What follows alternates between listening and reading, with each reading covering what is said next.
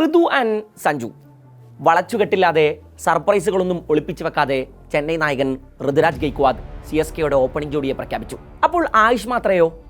പോയ സീസണിൽ പോയിന്റ് ടേബിളിൽ 10ാം സ്ഥാനത്താണ് ഫിനിഷ് ചെയ്തതെങ്കിലും അവസാന ഘട്ടത്തിൽ ആയുഷ് മാത്രേ എന്ന 17കാരൻ CSKയുടെ ടോപ്പ് ഓർഡറിൽ പുറത്തെടുത്ത അതിശയ പ്രകടനങ്ങൾ നമ്മൾ കണ്ടിട്ടുണ്ട്. 7 മത്സരങ്ങൾ കളിച്ച മാത്രമേ 240 റൺസാണ് സ്കോർ ചെയ്തത്. 48 പന്തിൽ 94 റൺസായിരുന്നു യുവതാരത്തിൻ്റെ ഹൈയസ്റ്റ് സ്കോർ, അതും പോയ വർഷത്തെ ചാമ്പ്യന്മാരായ RCBക്കെതിരെ. ഇക്കുറി അണ്ടർ-19 ലോകകപ്പ് ഇന്ത്യക്ക് സമ്മാനിച്ച നായകനാണ് മാത്രേ. സഞ്ജു വരുന്നതോടെ മാത്രയ്ക്ക് തൻ്റെ ഓപ്പണിംഗ് സ്ലോട്ട് നഷ്ടമാവുകയാണ്. പരിക്കേറ്റ ക്യാപ്റ്റൻ ഋതുരാജ് ഗെയ്ക്വാദിന് റീപ്ലേസ്മെൻ്റായി കഴിഞ്ഞ സീസൺ ചെന്നൈ തട്ടകത്തിലെത്തിച്ച മാത്രയെ തൻ്റെ അരങ്ങേറ്റം തന്നെ സ്വപ്നതുല്യമാക്കി. ഒടുവിൽ അയാളെ ടീം റിട്ടൈൻ ചെയ്തു. സഞ്ജു ടീമിലെത്തുന്ന സീസണിൽ CSKയുടെ ഓപ്പണിംഗ് സ്ലോട്ടിനെ കുറിച്ച് ചർച്ചകൾ നേരത്തെ തന്നെ ക്രിക്കറ്റ് സർക്കിളുകളിൽ കൊടുമ്പിരി കൊള്ളുന്നുണ്ട്. ഇപ്പോഴത്തെ അക്കാര്യത്തിൽ ഒരു തീരുമാനം പറഞ്ഞിരിക്കുന്നു ചെന്നൈ. മുംബൈയിൽ വെച്ച് നടന്ന IPL ക്യാപ്റ്റൻസ് മീറ്റിൽ ചെന്നൈ നായകൻ ഋതുരാജിനോട് അവതാരകന്റെ ചോദ്യം ഇതായിരുന്നു: താങ്കൾ ഇതുവരെ മഹേന്ദ്ര സിംഗ് ധോണിയുടെ പൊസിഷൻ പറഞ്ഞിട്ടില്ല, പക്ഷെ നിങ്ങൾക്ക് ഞാൻ ഇനി ചോദിക്കാൻ പോകുന്ന ചോദ്യത്തിന് മറുപടി നൽകാൻ കഴിയും. Ayush and Sanju, Rutu and Sanju, or Rutu and Ayush, ആരാകും CSKയുടെ ഓപ്പണിംഗ് പെയർ? ഗെയ്ക്വാദ് ഒറ്റ വാക്കിൽ മറുപടി നൽകി: ഋതു ആൻഡ് സഞ്ജു. മുൻ ഇന്ത്യൻ താരം അശ്വിൻ നേരത്തെ തന്നെ ഇങ്ങനെ ഒരു ഓപ്പണിംഗ് ജോഡിയെക്കുറിച്ച് മനസ്സ് തുറന്നിരുന്നു.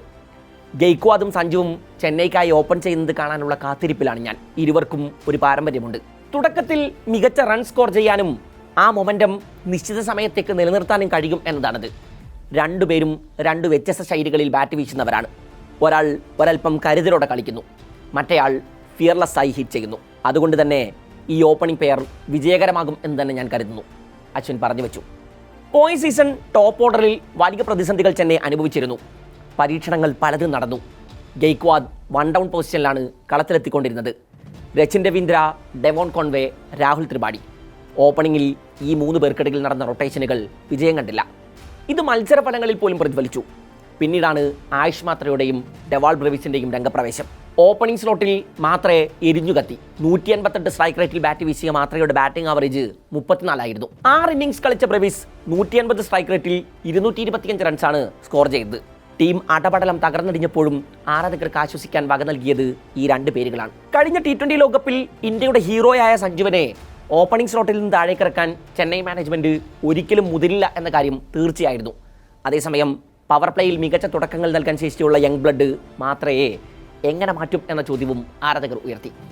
അങ്ങനെയെങ്കിൽ 1 ഡൗൺ പൊസിഷനിൽ ഇറങ്ങി ശീലമുള്ള ഋതുരാജ് ഗെയ്ക്വാദ് ആ പൊസിഷനിൽ തന്നെ കളിക്കട്ടെ എന്നായിരുന്നു ആരാധകരിൽ പലരുടെയും നിർദ്ദേശം. മിഡിൽ ഓവറുകളിൽ അയാളുടെ ഫ്ലുവൻസിയാണ് അതിനായി പലരും ചൂണ്ടിക്കാട്ടിയിരുന്നത്. രാജസ്ഥാൻ നിരയിൽ സഞ്ജുവിനും 1 ഡൗൺ പൊസിഷനിൽ ഇറങ്ങിയുള്ള വലിയ അനുഭവ സമ്പത്തുണ്ട്.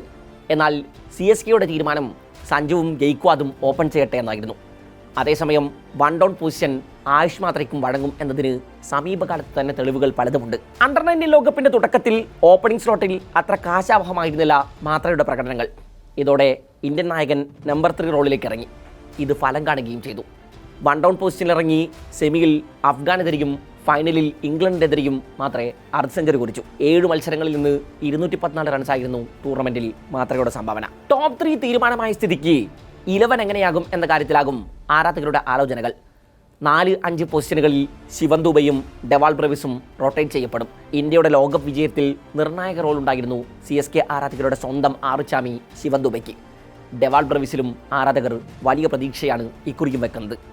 ലോവർ ഓർഡറിൽ ടീം ഇക്കുറി പ്രതീക്ഷയോടെ കോടികൾ വാരിയെറിഞ്ഞ് തട്ടകത്തിലെത്തിച്ച കാർത്തിക് ശർമ്മയും പ്രശാന്ത് വീറുമൊക്കെ ഇറങ്ങാനുണ്ട്. ഒപ്പം 8ാമനായി MSD, ജാമി ഓവർട്ടണും നൂർ അഹമ്മദും മാറ്റ് ഹെൻറിയും കൂടെ ചേരുന്ന 11.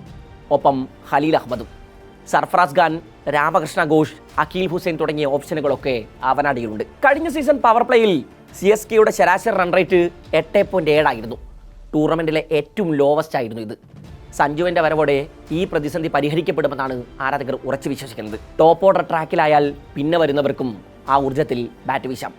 എന്നാൽ തങ്ങളുടെ ചിരവൈരികളായ പലരുടെയും സ്കോർ ഡെപ്തുമായി തട്ടിച്ചു നോക്കുമ്പോൾ CSKയുടേത് അത്ര മികച്ച സംഘമാണോ എന്ന ചോദ്യം ബാക്കി കിടപ്പുണ്ട്.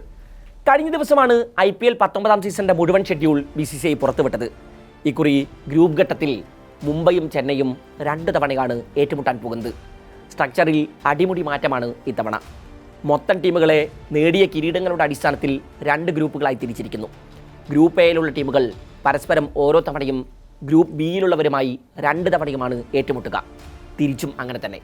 ഗ്രൂപ്പ് എയിൽ CSK, കൊൽക്കത്ത, രാജസ്ഥാൻ, RCB, പഞ്ചാബ് ടീമുകളാണുള്ളത്. ഗ്രൂപ്പ് ബിയിൽ മുംബൈ, SRH, ഗുജറാത്ത്, ഡൽഹി, ലക്നൗ ടീമുകൾ.